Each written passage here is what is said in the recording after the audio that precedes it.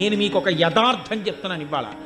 ఒక్కొక్కసారి ఏ దీక్ష లేకుండా అయ్యప్ప స్వామి గుడికి వెళ్ళినటువంటి కొంతమందికి అసలు జీవితంలో అయ్యప్ప దీక్ష తీసుకొని వాళ్ళు కొంతమంది ఆ గుడికి వెడితే 50 సార్లు దీక్ష తీసుకున్న వాళ్ళకన్నా కూడా అద్భుతమైన రీతిలో అయ్యప్పని సేవించుకునే అదృష్టాన్ని ఆయన ఇచ్చిన సందర్భాలు ఎన్నో ఉన్నాయి. దేనివల్ల ఇస్తాడో తెలుసా అండి? వీడి నా దీక్ష పట్టాడని ఇవ్వడం కాదు.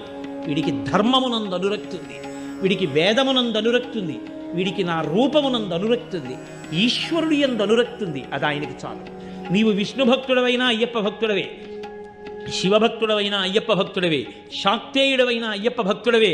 నువ్వు ఏ రూపాన్ని భక్తితో కొలిచి వేదాన్ని నమ్మి జీవించినా నువ్వు అయ్యప్పని చేరుకోగలవు. అది ఆయన గొప్పతనం. శివకేశవుల యొక్క అభేదమైనటువంటి రూపం, అంతటి గొప్ప స్వరూపం, సమస్త దేవతా సమాహారము. అటువంటి మహాపురుషుణ్ణి సేవించడానికి